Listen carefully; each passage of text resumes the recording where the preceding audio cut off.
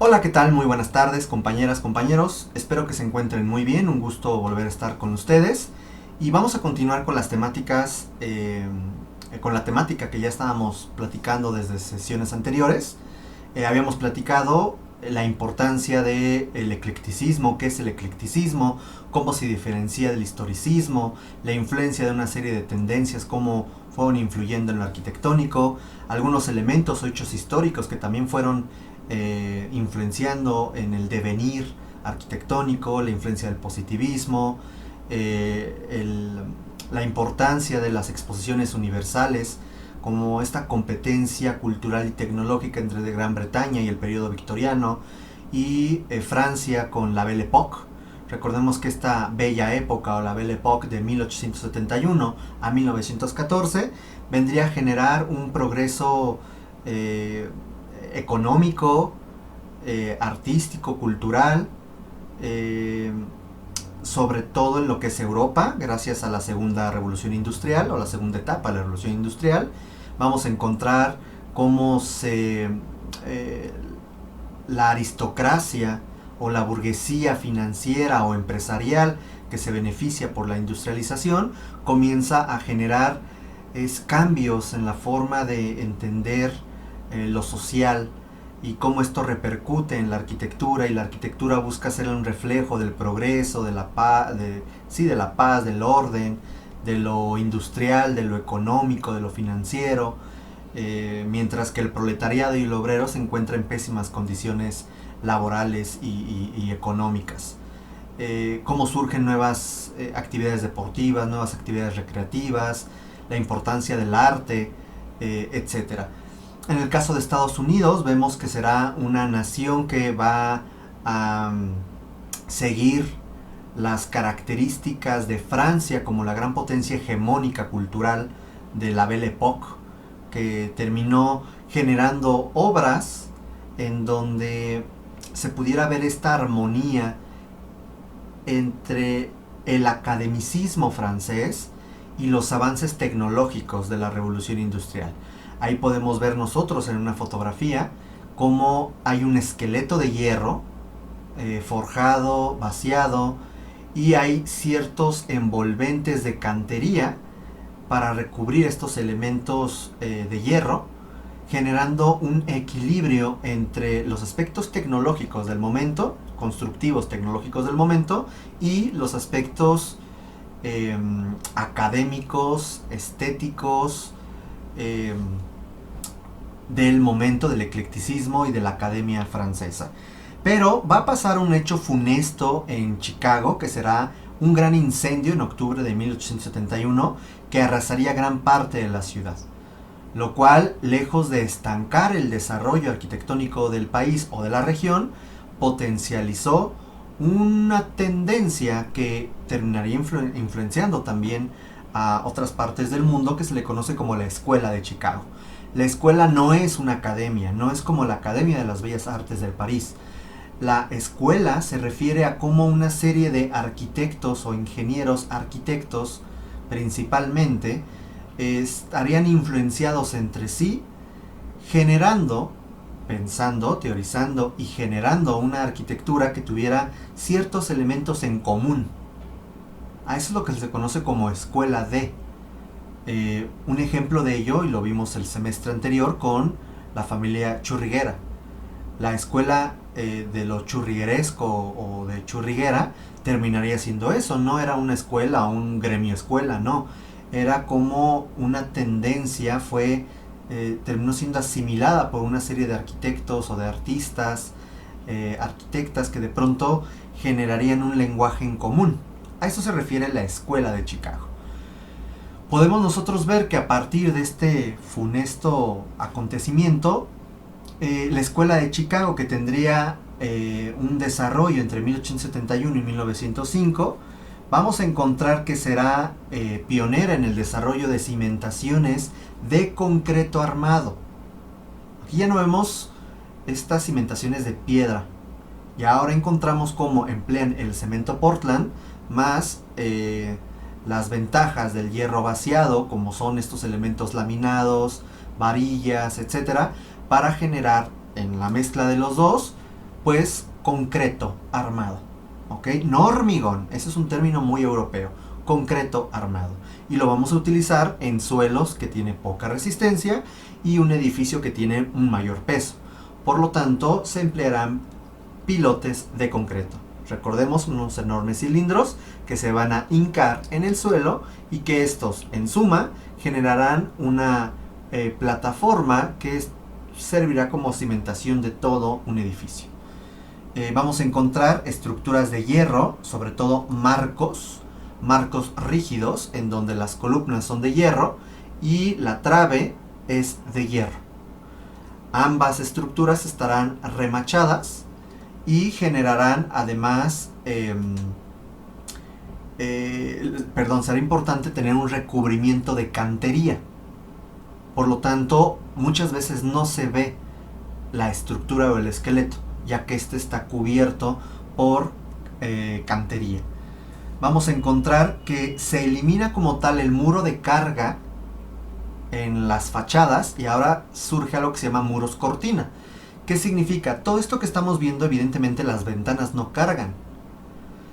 Estas ventanas o toda la fachada termina siendo montada sobre el esqueleto de hierro. Por lo tanto, ¿qué es lo que está cargando o autocargándose? ¿Cuál es la carga muerta? Pues el esqueleto. Y del esqueleto, lo que hoy en día se conoce como fachadas integrales o dobles fachadas, terminaría generando estas fachadas cortina. Por lo tanto, puedo quitarlas y ponerlas y no le pasa nada al edificio. Ese es un gran desarrollo, un gran avance tecnológico para la época. Surgen los ascensores eléctricos. Ya existían ascensores mecánicos, pero aprovechándose de la electricidad para generar estos ascensores era algo muy importante, para que además no solo a las escaleras sea la única forma para generar un recorrido vertical, sino ahora los ascensores. Surgen los primeros rascacielos y una tendencia a la verticalidad y las líneas rectas. Estamos hablando que un edificio de 6, 7, 8 niveles era en su momento uno de los rascacielos más grandes. Vean, este tiene 1, 2, 3, 4, 5, 6, 7, 8, 9, 10, 11, 12, 13, 14. 14 niveles y una terraza, una azotea. Se elimina parcialmente el adorno y la belleza debe de girar en torno al funcionalismo. De hecho, por ahí surge Louis Sullivan, quien nos dice que la forma sigue a la función, en el cual podemos ver cómo se decanta un proceso racionalista que comenzó en el siglo XVIII con la Ilustración, en donde se hablaba de la racionalización de espacios. De hecho, lo buscó el neoclasicismo en su primera etapa, aunque terminó durante todas las tendencias neoclásicas y posteriores, lo formal siendo lo principal, recordando siempre esta simetría bilateral muy rígida, este ritmo muy monótono. Entonces, ahora ya a partir de esta tendencia de la escuela de Chicago con Louis Sullivan, que nos dice la forma sigue la función, es lo más importante aquí es la función, atender un programa arquitectónico, y la forma será consecuencia del programa arquitectónico. Habrá una influencia ecléctica, sin lugar a duda, de la Beaux-Arts, o sea, del academicismo francés, del estilo Beaux-Arts de Francia. Y de hecho será una tendencia paralela y que va a terminar influenciando a una que se llama la escuela de la pradera, o un estilo arquitectónico que se conoce como las casas de la pradera, que será muy famoso en Estados Unidos en esa época, y en donde tendremos a un referente que será más sonado en torno al siglo XX, que se llama Frank Lloyd Wright. Entonces, quien guste, por favor, compartirnos en el grupo de Facebook, quien nos quiera buscar arquitectura de la pradera o estilo de la pradera o escuela de la pradera, Frank Lloyd Wright, y quien lo pueda compartir, por favor, se agradecerá mucho, ¿ok? Vamos a tener muchos exponentes que serán ingenieros arquitectos. Por ahí esta discusión entre si son arquitectos, si son ingenieros. No todos eran arquitectos. Hay un gran desarrollo, una gran influencia de lo que es la ingeniería civil. Sin lugar a dudas lo podemos ver por el sistema constructivo y estructural empleado. Vamos a encontrar a William LeBaron Jenney, a Henry Boston Richardson, a Burham and Roth, a Holabird and Roach, a Dagmar Adler, Louis Sullivan, Daniel Burham. Quizás aquí el más representativo será Louis Sullivan. Aquí podemos ver uno de los edificios más representativos, que es el edificio Chicago de 1905. O por aquí, bueno, vemos en esta litografía algo muy importante a señalar será, vean cómo aquí se busca mediante la cimentación, buscar compensar un suelo lacustre, un suelo muy húmedo, de poca resistencia, para poder generar esta arquitectura que, bueno, pues es de varios niveles. Otros edificios como el edificio Insurance de Chicago de Baron Haney de 1885, o el edificio Flatiron de 1902, de Daniel Burham, y el edificio Brooks de Chicago de 1909. Son otros edificios significativos del periodo. Vemos las plantas arquitectónicas como son plantas libres, no hay muros en el interior, hay columnas en el interior, lo cual permite una planta flexible. En el exterior podemos ver nosotros un elemento muy específico, muy monótono en cuanto a su composición, pero ojo con el primer y segundo nivel. Siempre son distintivos, son diferentes en el color, en la composición, y esto es porque estos edificios serán los primeros edificios mixtos, ya que la planta baja, por lo general la planta baja y alta, o era una doble altura, o eran pisos dedicados al comercio, para poner ciertos escaparates, poner ciertos elementos que de pronto las ventanas fueran una transición entre la calle y el interior y la calle, y los demás pisos o eran vivienda, o eran oficina, o era vivienda y oficinas. Eso es lo interesante. Podemos ver que además estas fachadas nuevamente no cargan, son las columnas las que están cargando, y estas fachadas literal nada más vienen a generar una cortina o un envolvente para delimitar evidentemente el interior del exterior. Vemos soluciones muy ingeniosas como la de Daniel Burham, en donde genera este rascacielos en esquina en Nueva York. Podemos ver en este edificio de la entrada Fisher, del edificio Fisher de Burham y compañía de 1996, donde vemos ciertos elementos decorativos. Vean, aquí hay ciertos elementos que nos evocan al neogótico. Aquí vemos un arco carpanel, vemos ciertos elementos decorativos, molduras, etcétera, que nos están evocando a un claro eclecticismo francés, pero ya con un sistema estructural constructivo diferente. El empleo de los vidrios, el empleo de las mangueterías para soportar estos vidrios y generar la transición con la estructura de cantería y de hierro es algo que viene a ser muy representativo. Los almacenes Carson en Chicago de Louis Sullivan, podemos ver el acceso como es un manejo de hierro forjado con ciertos elementos vaciados que vienen a generar pues esta rica decoración, ornamentación en el acceso. Vemos además vidrios curvos, vidrios extruidos curvos, y una planta arquitectónica nuevamente sin muros divisorios, solamente columnas, generando una flexibilidad espacial en su arquitectura.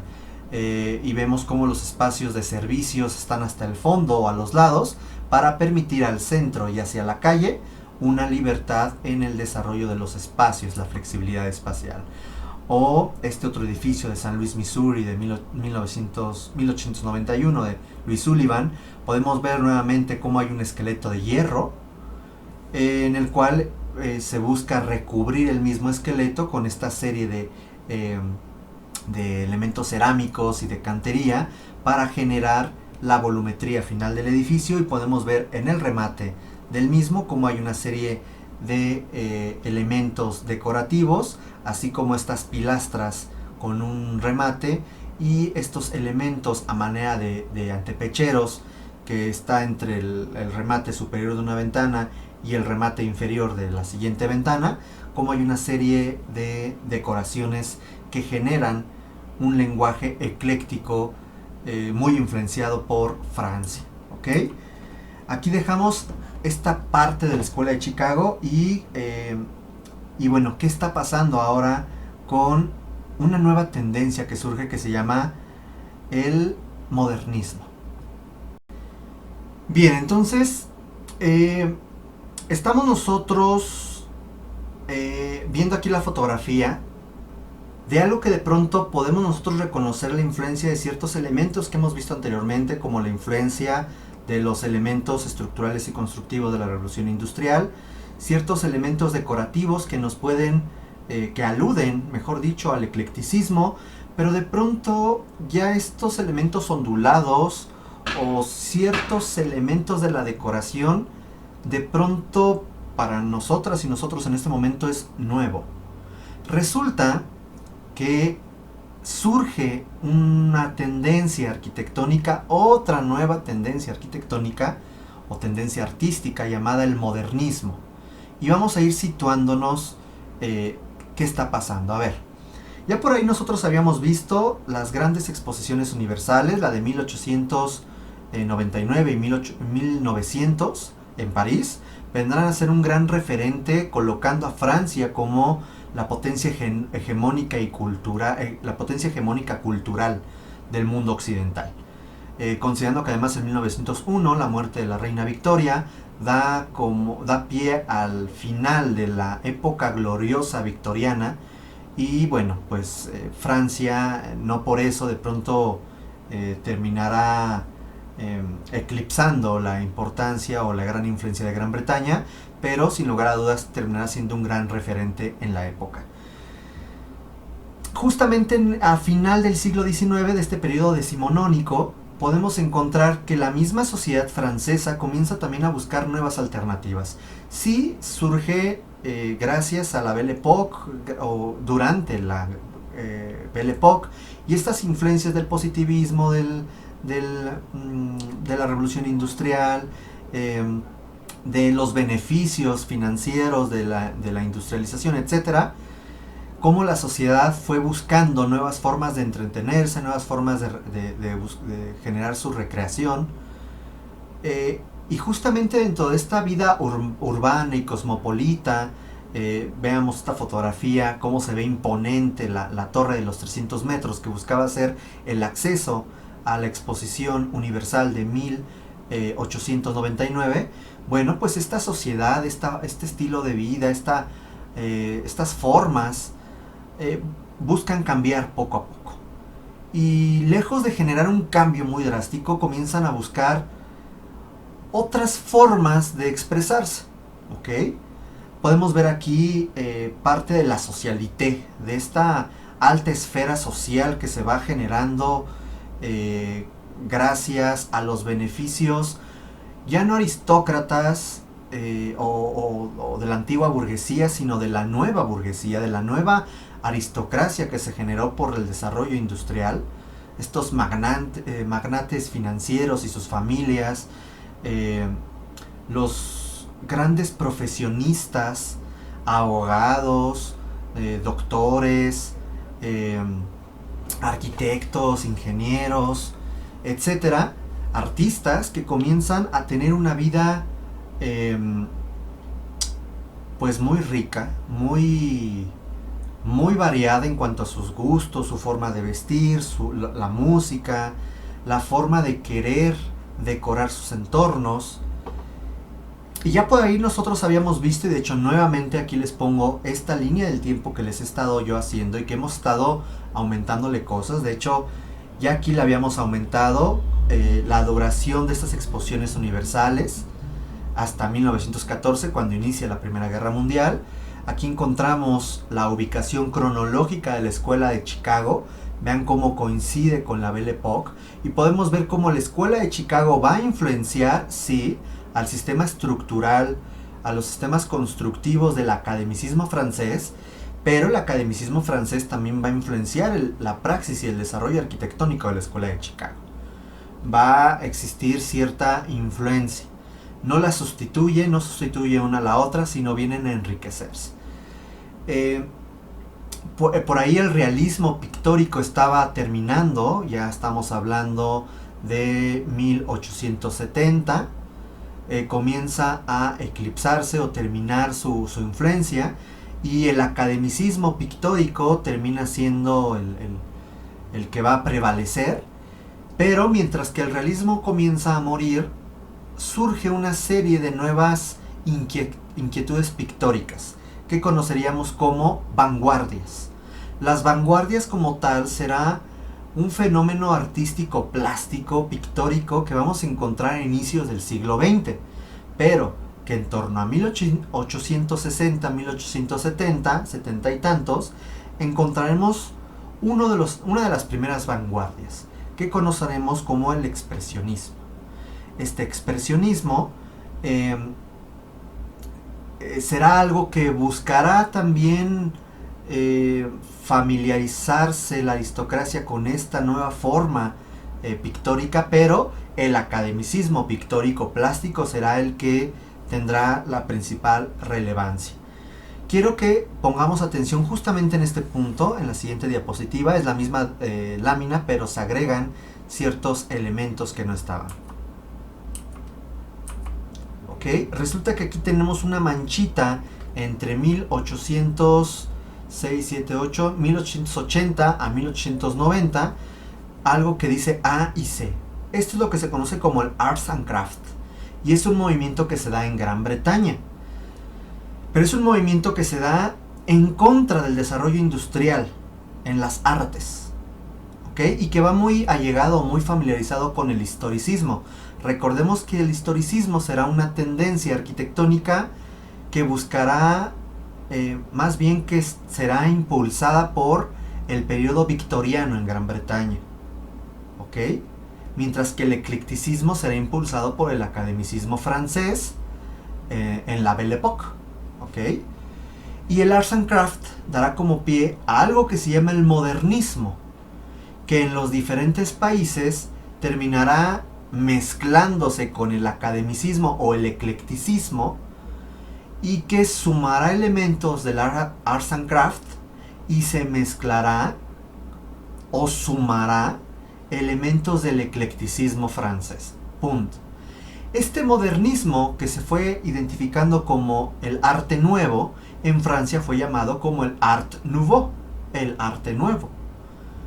Por lo tanto, para finales del siglo XIX, principios del siglo XX, vamos a encontrar que el academicismo francés o el eclecticismo francés será el principal tendencia hegemónica del mundo occidental, influenciada por los sistemas estructurales y constructivos de la Escuela de Chicago y de la Segunda Revolución Industrial, que tendrá su impacto en las instalaciones, en el desarrollo de las instalaciones hidráulicas, sanitarias, eléctricas.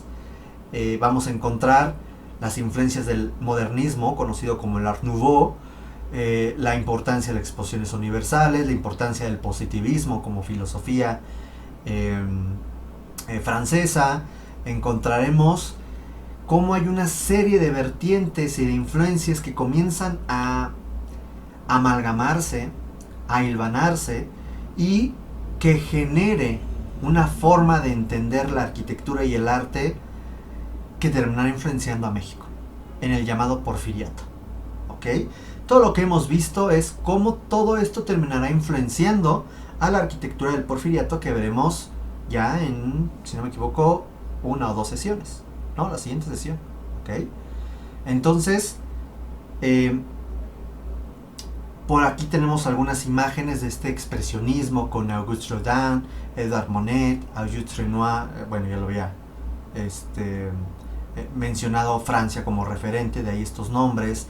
Edgar Degas, donde vemos escenas pictóricas específicas de la aristocracia, con una técnica muy específica que es diferente totalmente al academicismo francés.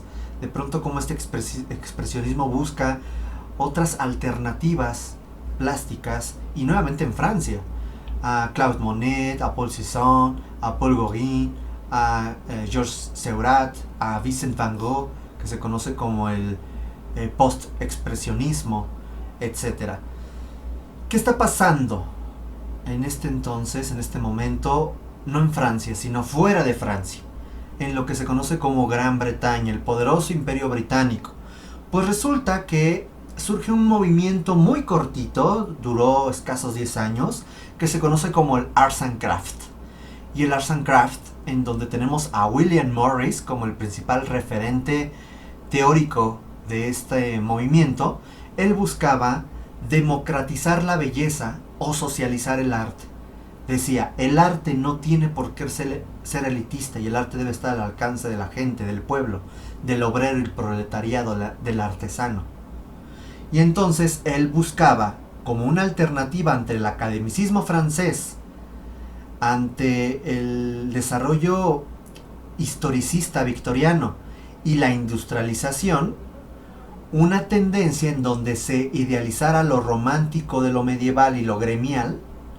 Ahí hay una influencia totalmente historicista, en donde se buscara una utopía socialista, o sea, donde no hubiera una distinción de clases, recordando que estas nuevas corrientes políticas del anarquismo, del socialismo, del comunismo, ya estaba en boga. Hablaba del énfasis del trabajo artesanal y las artes decorativas, el placer de las artes menores, como es la belleza de los objetos cotidianos, belleza de los objetos cotidianos, perdón. Y aquí hay una clasificación peyorativa como arte menor.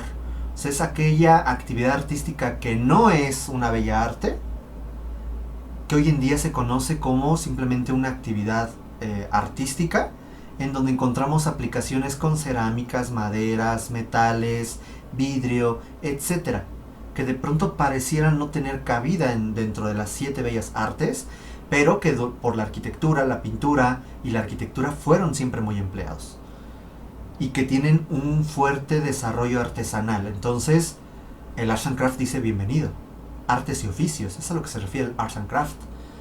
El empleo de formas simples y tradicionales, el énfasis de la creatividad frente a lo industrial.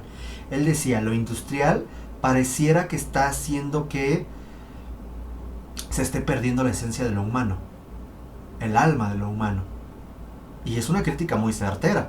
Entonces él dice, vamos a rescatar de nuevo todo lo que es lo artesanal, lo preindustrial, lo fabril,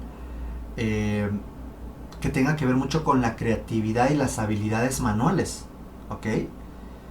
Y él decía, hay que dejar aparente los materiales, no hay que ocultarlos. ¿Para qué los ocultamos? Como una crítica al academicismo francés, que ponían cosas de hierro y lo ocultaban con cantería, ¿ok?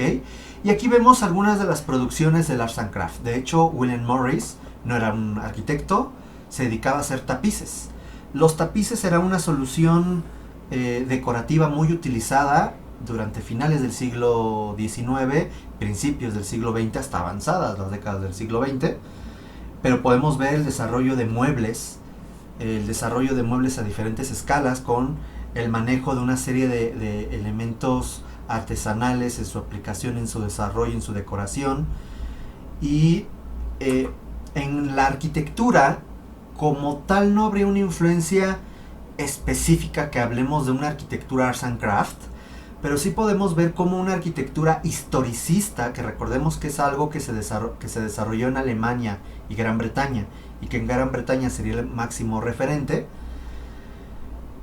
Si el Arts and Craft termina influenciando a este historicismo británico mediante el empleo de elementos artesanales en su arquitectura. Y aquí tenemos algunos referentes en donde podemos ver que es una arquitectura muy histórica, muy tradicional, que tiene ya el empleo en el manejo de cerámicos, vidrios, de cantería, de cosas muy artesanales. Esa será la influencia realmente de las Arts and Craft. Pero el Arts and Craft daría las bases a una de las grandes tendencias artísticas y arquitectónicas del mundo occidental, conocido como el modernismo. Aquí dejamos esta primera parte del video y a continuación continuamos con la sesión. Gracias.